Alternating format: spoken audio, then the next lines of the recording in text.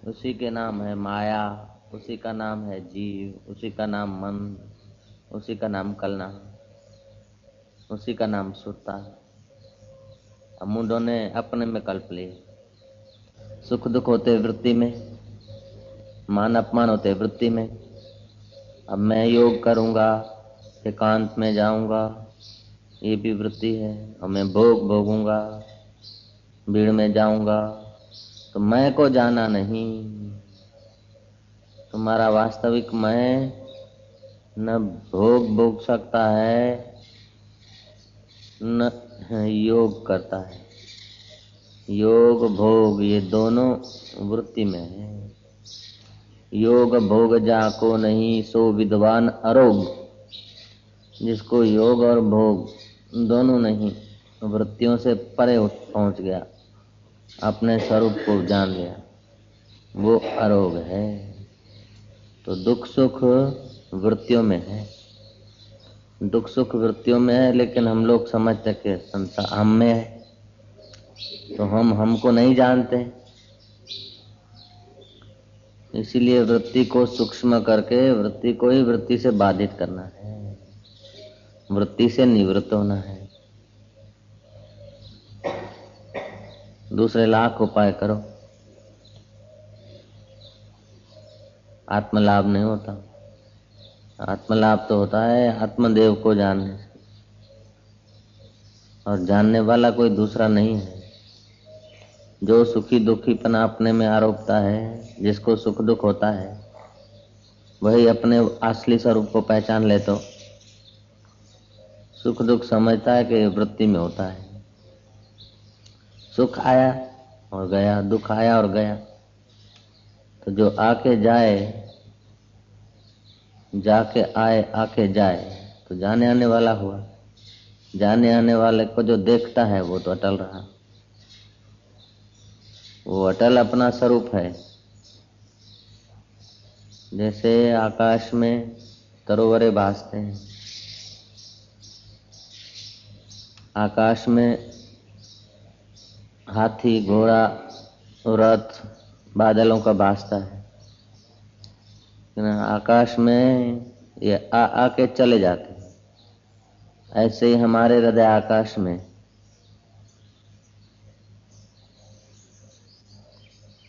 ये भाव और क्रिया प्रतिक्रियाओं की संवेदना आके चली जाती है। जैसे सुमेरु पर्वत के आगे राई का दाना छोटा है, ऐसे ही हमारे चिदाकाश व्यापक स्वरूप के आगे ये भूताकाश भी छोटा है। ये जो बाहर का आकाश दिखता है वो चिदाकाश स्वरूप परमात्मा हमारा निज स्वरूप के आगे वो भी छोटा है। तो ऐसे ही भूताकाश चित्ताकाश जिससे प्रतीत होता है वो है चिदाकाश हम। ये भूताकाश प्रतीत होता है ना हमको, चित्त में विचार उठा वो प्रतीत होता है ना। प्रतीत माना प्रतीति भासमान दिखना, जिससे दिखता है, दिखने वाली चीज देखने वाले से छोटी होती है। तो ये चित्ता भूताकाश दिखता है, चित्ताकाश से छोटा है, चिदाकाश से छोटा है। बोले भूताकाश में तो हम लोग हैं और हमारे अंदर तो चिदाकाश है, तो चिदाकाश छोटा हुआ कि चिदाकाश अपने देह को मैं मान के बोलते कि हमारे अंदर है, लेकिन यही चिदाकाश इस भूताकाश को भी आवृत करके बैठा है, ढांप के बैठा है। जैसे ये आकाश सत्संग हॉल को ढांक के बैठा है कि नहीं, भूताकाश सत्संग हॉल के आकाश को ढांप के बैठा है। ऐसे ही चिदाकाश इस भूताकाश को ढांप के बैठा है, वो है परब्रह्म परमात्मा। ये बहुत सूक्ष्म बात है, गुप्त बात है। ये सत शिष्य को और पुत्र को विद्या दिया जाता है। ये ब्रह्म विद्या सत्पात्र शिष्य अथवा पुत्र के हृदय में ठहरती है। और पुत्र भी गुरु की नाई जब सुने तब, पप्पा की नाई सुने तो नहीं। जैसे घटाकाश को मठाकाश व्याप के बैठता है, ये आकाश है न अपना हॉल का, इसको मठाकाश कहा। इसमें घड़ा रखा तो घड़ा, कई घड़े, इसको कई घड़ों को मठ ने जगा दिया, ठौर दिया। ऐसे ही चिदाकाश स्वरूप पर ब्रह्म परमात्मा ने इस भूताकाश को ठौर दिया है। तो वो भूताकाश भी चिदाकाश के अंदर है, ऐसा वो सूक्ष्म है। और सूक्ष्म है उसीलिए उस सब में है। लेकिन सबका नाश होने से उसका नाश नहीं होता।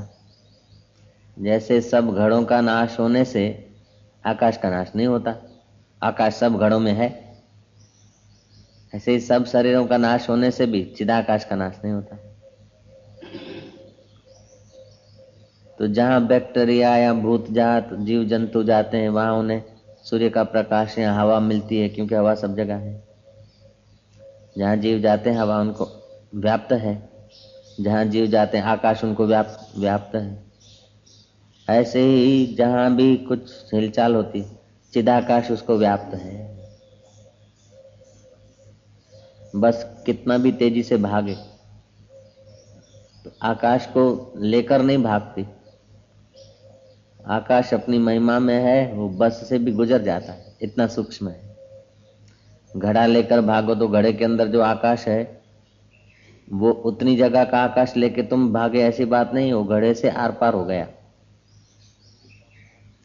ऐसे ही सच्चिदानंद स्वरूप, कोई मरो चाहे जन्मो, तो सच्चिदानंद स्वरूप को जीते हैं तो भगवान मौजूद है, और मर गए तो मर गया कब? नहीं, वो ज्यों का त्यों है सर्वत्र।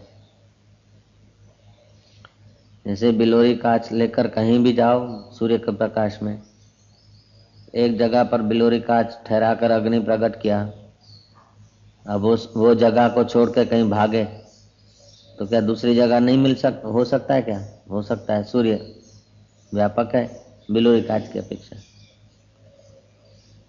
ऐसे ही सूर्यों का सूर्य जो है चिदाकाश, वो व्यापक है।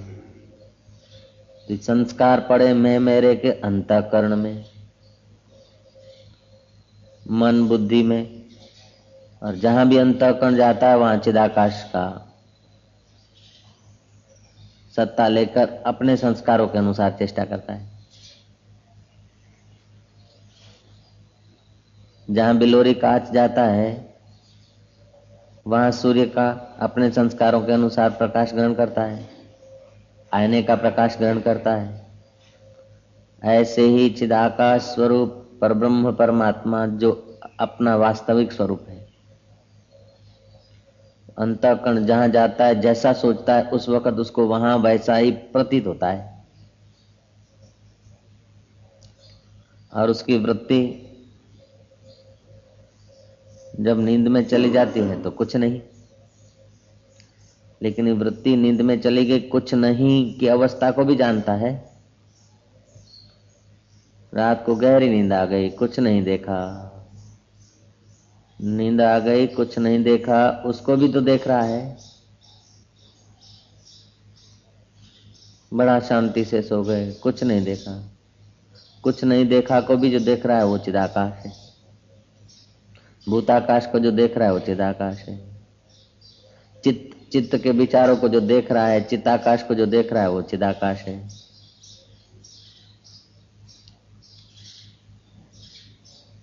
तो उसको मैं रूप में मन नित्य ध्यासन करे, भ्रांति दूर हो गई, हो गया। ब्रह्मा विष्णु महेश रुद्र शिव सब कुछ हो गया।